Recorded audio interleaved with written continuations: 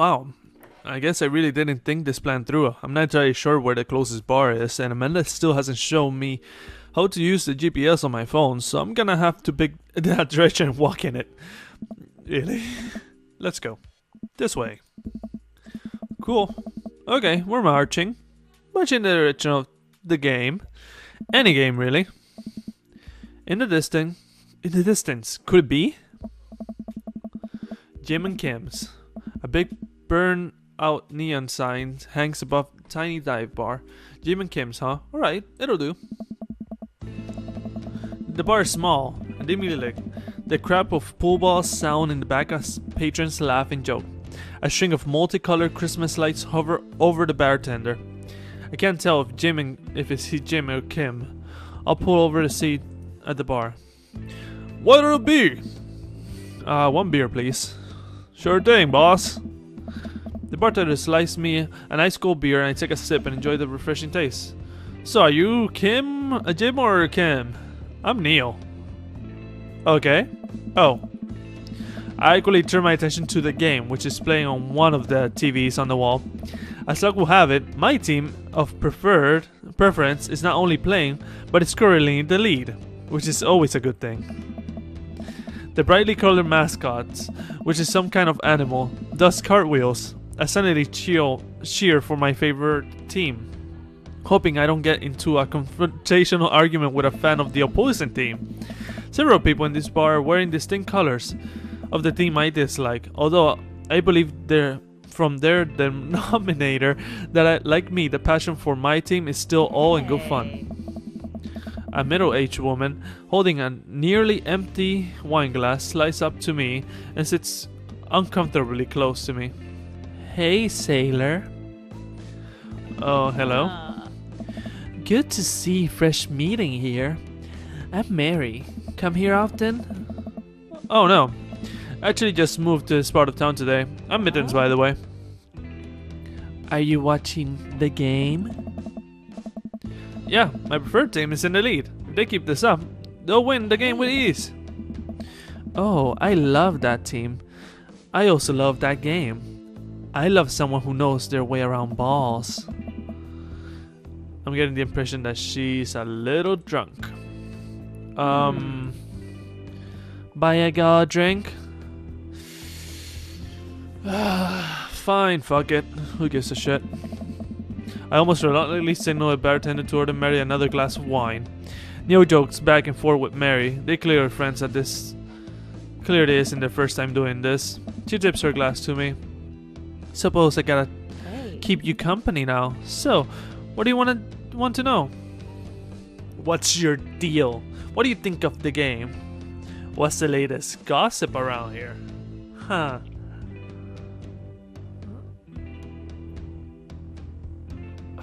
I don't know. Maybe I should ask, what's up with you?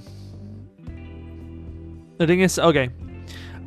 Before the game came out, Susie and Vernon did a small series, like 4 episodes of this game.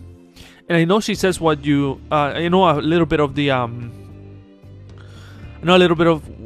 what she says with some of the answers. But I've been choosing some answers that are not the same. I think. I'm not sure now. And they shows what's the latest gossip. All she says is, there's a lot of gossip around here. And she knows all the gossip, just that she's not willing to tell anybody. So I'm gonna ask her what's her deal. Me? I'm a ghost, Mittens. I haunt the hollow halls of Jim and Kim's, waiting for my beloved to return from sea. Really? No. Homegirl just loves to drink. So what else can you tell me about this part of town? It's quiet, that's for sure. If you want a little friend with white picket fences, this is the place to do it. But every town has its secrets, you know. Oh wait, this is extremely similar. She takes a sip of her drink. That was a little too ominous for my taste. She leans closer. Would you like to learn some of my secrets? Oh boy. Maybe some other time. Suit yourself, sailor. Mary sauntered off, setting her sights on the newest bar patron to enter. I happily watch over the game over another beer. The game has gotten close to the terms of points, a little too close that I'm comfortable with. After a particular skill player scores a number of points for the other team, putting them in the lead, I hear the aforementioned grunts from another man at the bar. Go team! The brooding man from the coffee spoon, he sits alone, sipping whiskey and watching the game as well. So this guy was voiced by Danny Setspang. Enjoying the game? I am now that we're I don't know his voice. I am now that we're winning. Oh, we must be rooting for different teams. In my opinion, my team is far superior. I have to disagree with that. Based upon win-loss records, I say that my team is superior. That's where you're wrong. Since it stands right now, my team is beating yours. The conversation ends there and we both go back to rooting for our respective teams. The game is close, with both sides playing hardest to win, but in the end, my team prevails. Quiet cheers ripple through the bar. I raise a respectful glass at the man drinking a whiskey, and he raises his in response. An unspoken truth between former of us based on mutual love for the game. He motions over to the bartender, who pours 2 glasses of whiskey and slides onto me. Name's Robert. Thanks, I'm Mittens. You must be new here. Mary already hit on you. Yeah. Robert chuckles. She's a peach. Well, you picked the best bar in town. As slimy as it is, you'll never find a better spot than Jim and Kim's. Is there actually a Jim or Kim that runs this place? No. That'll be Neil. Neil waits from across the bar. Good guy. Neil's not enough Neil in this world. Oh. You a whiskey fella or a beer fella? Beer. But I drink most things. You like shots?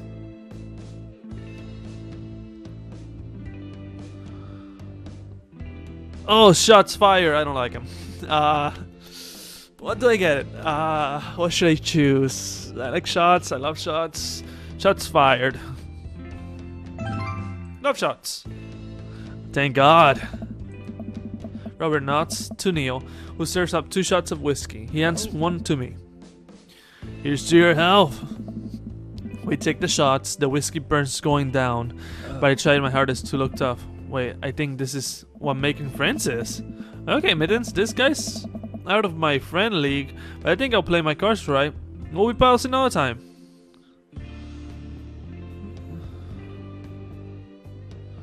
Oh, he has a hand tattoo. So, I can compliment the leather jacket or his tattoo. I want to say the tattoo. Like your tattoo, what does it mean? It is. Oh, that was a bad one. This is a reminder. I wait for him to elaborate, but it seems he's done talking. Man, this guy's mysterious and cool. Way cooler than I am, at least. Robert sent us to the bartender for another round. What are you doing here tonight?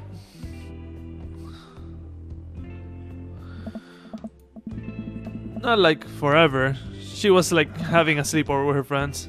Family type, huh? Single dad. Huh. He gets up. Be right back. Gotta powder my nose. Never seen Robert this talkative. He must like you. So, is he doing the blow? I guess so. Gotta admit, that Robert has a gruff charm to him. If a guy like that thinks I'm cool, then I really must be. Robert comes back from the bathroom and grabs his leather jacket. Gonna go home. You heading my way? I leave the bar and find ourselves walking to the same direction.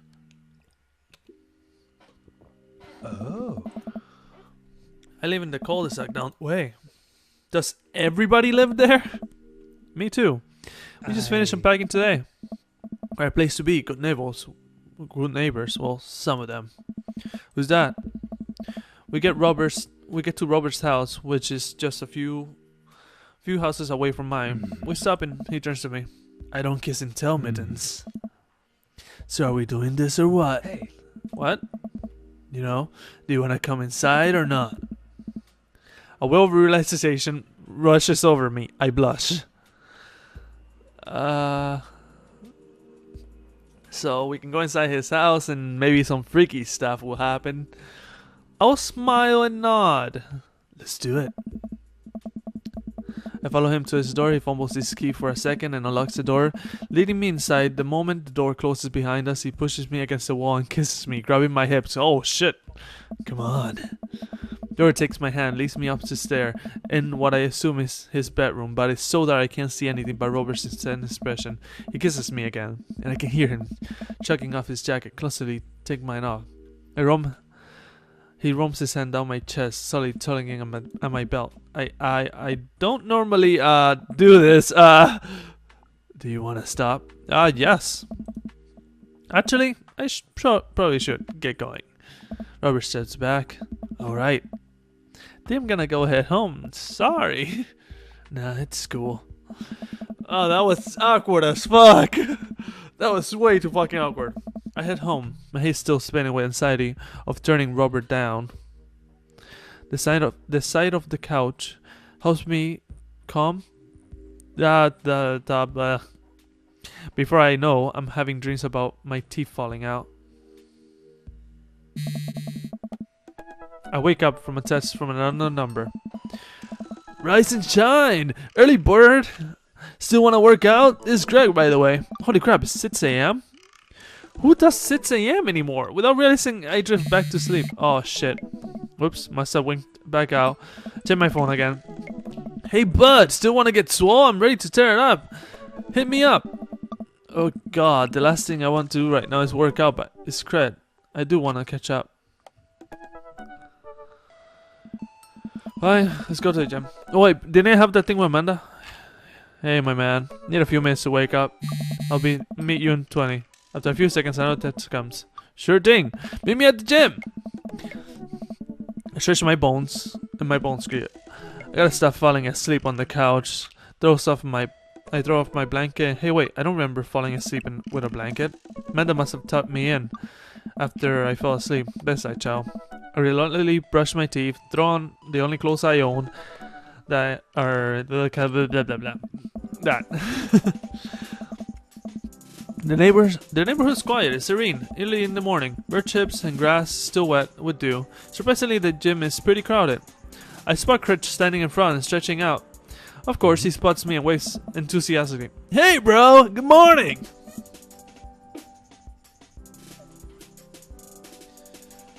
Hey, good to see you, man. I'm definitely not as pumped as he is. Maybe I should have had some coffee before I left. Ugh. You ready to kick some butt? One sec, I'm just adjusting my mic. Okay, I think that's good.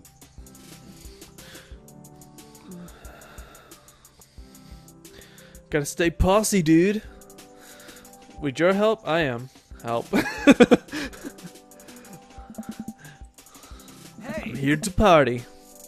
That's the spirit, my dude. We head into the gym, and I'm immediately intimidated. All these people look like they could break me in half, and it seems like Craig is friends with all of them. He high fives and finger guns all the cool jocks in the room. They look like they could and would steal my lunch money to spend on protein shakes. Come on, bud, let's warm up. We head over to the treadmills and start talking. Okay, I can walk. Walking is good. This is a decent place to be, walking. So, I know we're on the treadmills. Yes. And those over there are ellipticals. Very good. What is all this other stuff? They might look scary, but I guarantee that all of them serve specific purpose for building muscle mass. I watched as the dude in the muscle tee fleas and muscles I didn't know existed on the machine. I'm getting flustered. The thing is, I have a slight little bit of an allergy right now. It's pissing me off. Like my nasal cavities are fucked up. Okay. No, it's to sit on a machine once. Okay. What is that? Why is that guy doing that to himself? That's a good question, bro. What do you think he's doing?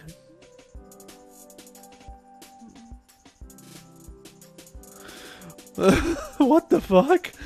Training to crush people's skull with his thighs. He's trying to make his thighs so strong that he could crush people's skulls with them. Yeah, that's pretty much the only reason I work out. Oh no. Craig is turning up the speed. I better do something.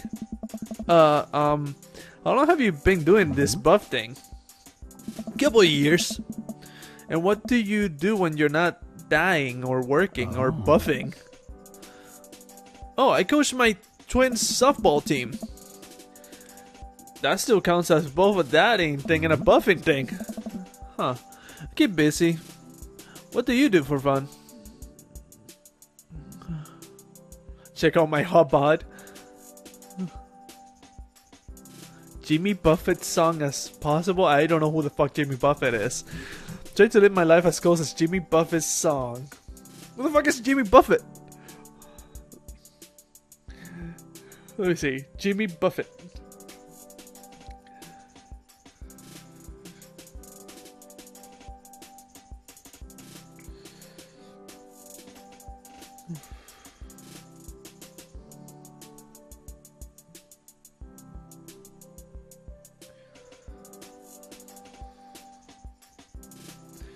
I have no idea. I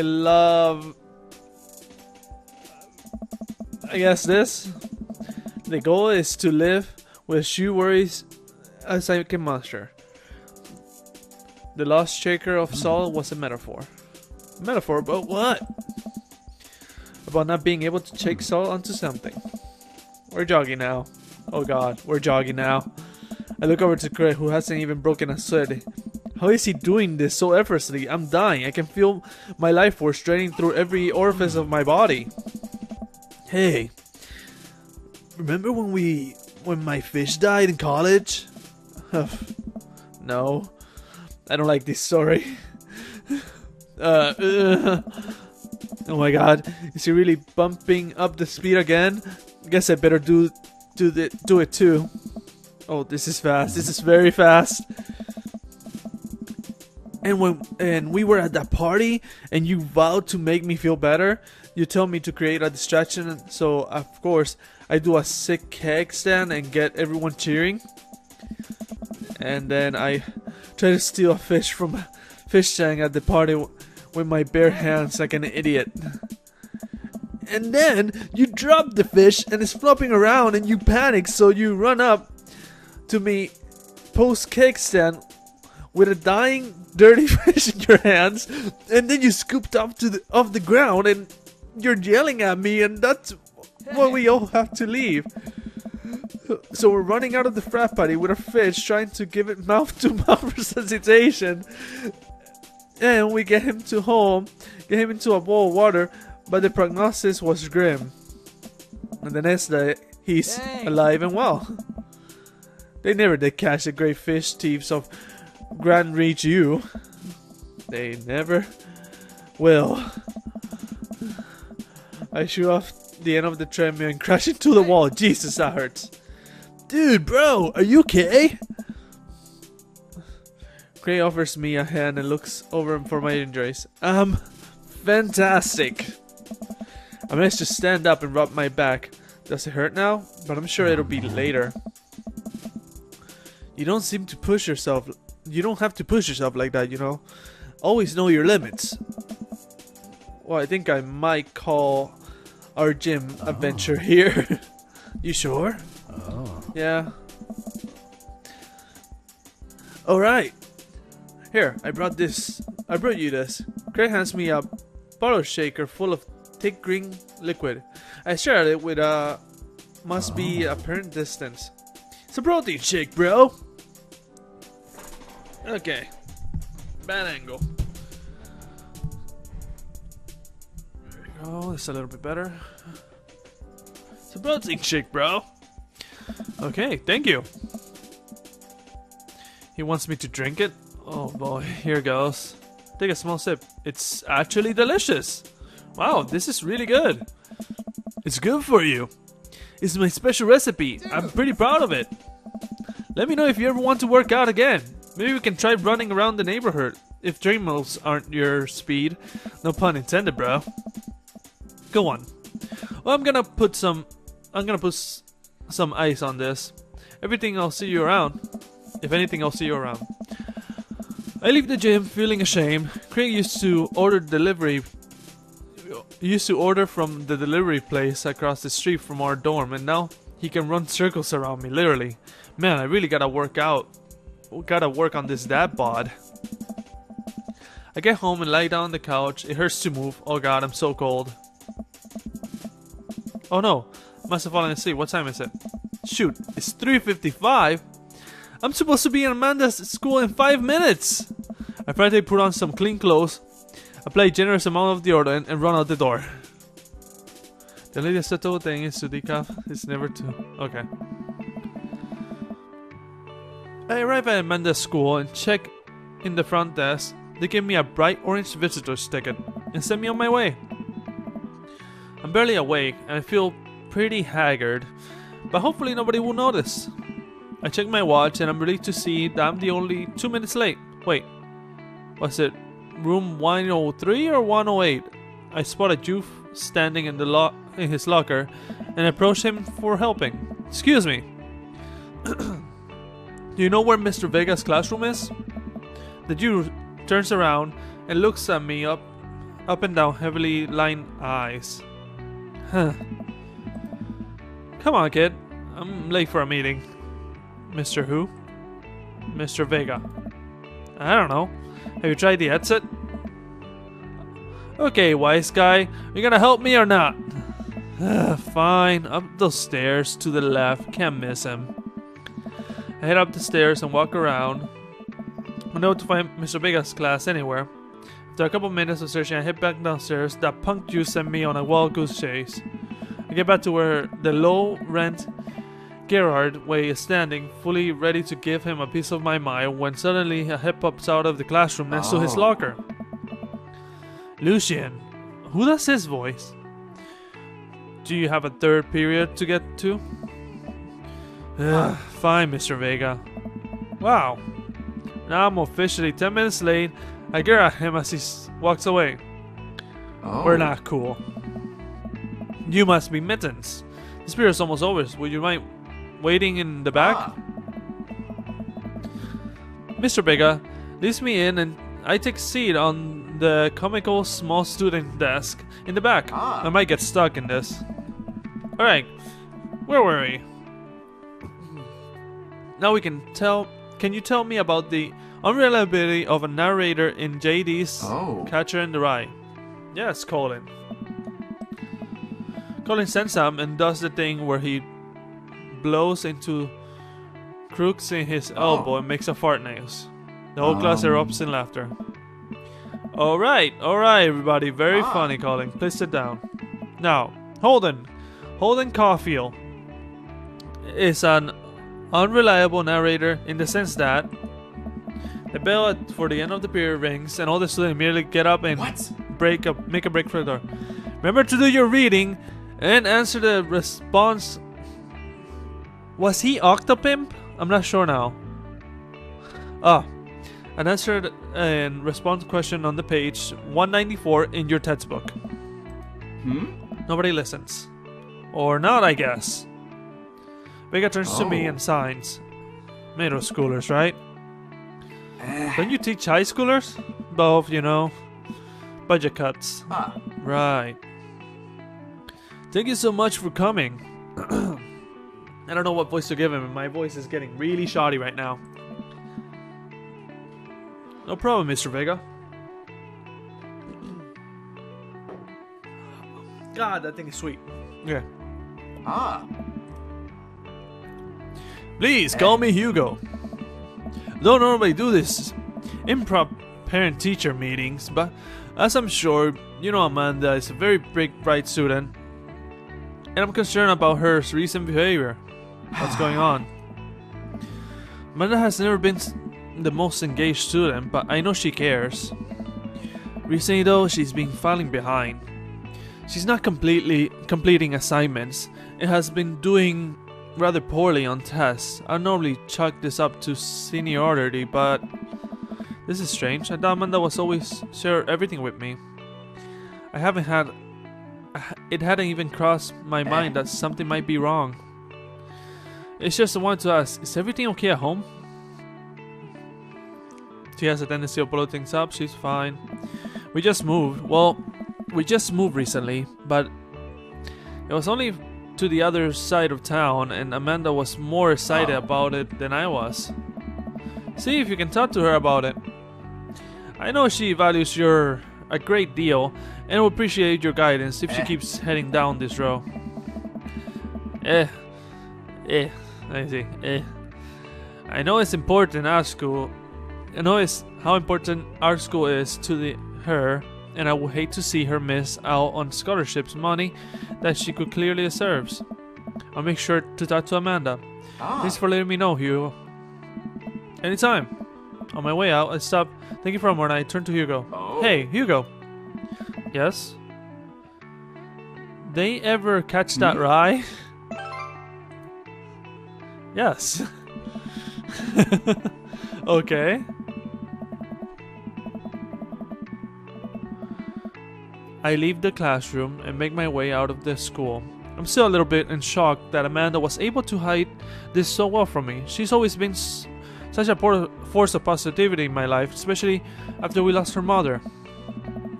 That must be done with classes for the day by now. I'm sure she will appreciate a ride home. Maybe I can talk to her about what's going on. I pull to the carpool and Amanda hops into the passenger seat. So, do you have fun gossiping about me? Mr. Vega and I actually gossip about our celebrity crushes. So, you talked about Mario Batali the whole time?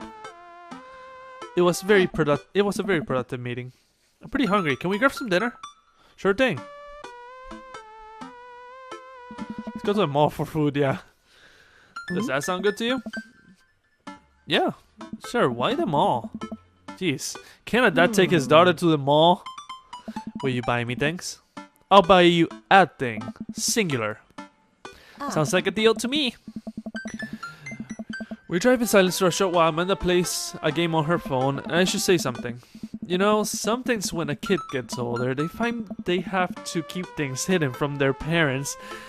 And that's okay, because sometimes that's what kids do.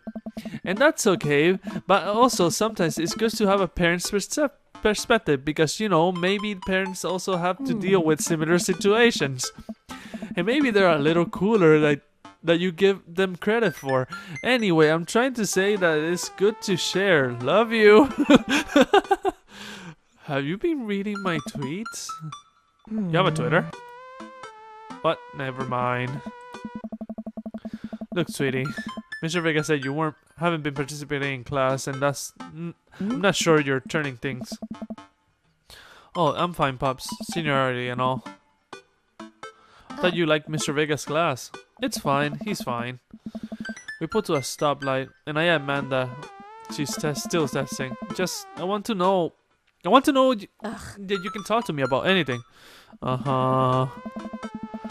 I can tell that whatever it is, she doesn't want me knowing about it. That's frustrating. I heard Emma R is going to that fancy art school in California. That's exciting. Yep. Are you bummed that you guys aren't going to the same schools? Yep. Amanda keeps testing. She stifles a laugh. What's so funny? I don't think you'll get it. Okay. Who you testing? Noah. Who's Noah? My friend. Does he go to your school? Yeah. Do you like Noah? What? No! Dad! Ugh. Can't believe you would... Dad. I mean, jeez. Why would you? Ugh. Gross. Sorry. I'm just asking. Dad, he's just my friend. Girls in guys and girls can be friends. He's my friend. Okay, okay. Jeez. This is going well. Well, good talk. Love you, kiddo. She leans forward and turns the radio. I guess the conversation is now over. To the mall, then. Too busy to import the kind of. We arrive at the mall, a big indoor shopping center with a couple different floors. It's kind of dead, but it doesn't stop mall security guards from yelling at the group of loitering teens. They say something disgusting for dinner. Hell yeah! Language, Missy. Heck yeah? Better. We approach the food court and evaluate our options. There's greasy restaurants after greasy restaurants. My head burns. My heart burns just by looking at the menus. Nobody looks happy to be here. What are you in the mood for? Bread dipped in sugar? Bread with cheese on it? Or do you just want me to inject some fat directly into your bloodstream? I extend my arm to her. Will you do me the honor of sharing some nachos? She takes my hand with a grind. I will make me the happiest, cheesiest girl alive. We order a giant pile of chips with unnaturally orange cheese from the very unenthusiastic, possibly stoned teenager. We take a seat and rickety table and dig in. These are bad. They're very bad. But also strangely delicious. We have to eat through the pain. We enjoy the fluorescent cheesy goodness together until we're all out of nachos. So, something's been bothering me for a while. Can you explain to me memes to me? Oh god. How do you explain a meme? A meme is an experience. Sign, which meme? All memes. Amanda signs deeply and places her head on her hand. That is complicated. See, memes are just inside jokes shared by a bunch of people that gets less funny the more people do it. So the problem is that by the time the meme gets to you, Dad, all us dudes have already done the joke to death. And what's worse is that the movies and TV and video games will try to jump in on the meme train, but it's just based on how long it takes to make the meme be so much talking. It makes the meme will be long that by the time it comes out. So he just dates it and it isn't funny. Oh shit, what up? Really? Dad, please. Anyway, changing the subject. Where to now? Gonna go to the goth store? The what? You know, that one that's all black and tries to establish itself as an anti-establishment despite being an exact representation of an establishment. I don't know what store you're talking about. You know, the one where you can buy chain wallets and basically an assault of what people fought so hard against in the punk and hardcore movement of the 70s and the 80s. Dude, you gotta be more specific. The one you threw up in and the one you threw up in that one time. Oh, that one! Amanda runs into a store with me trailing behind her. She makes a beeline for the back. There it is.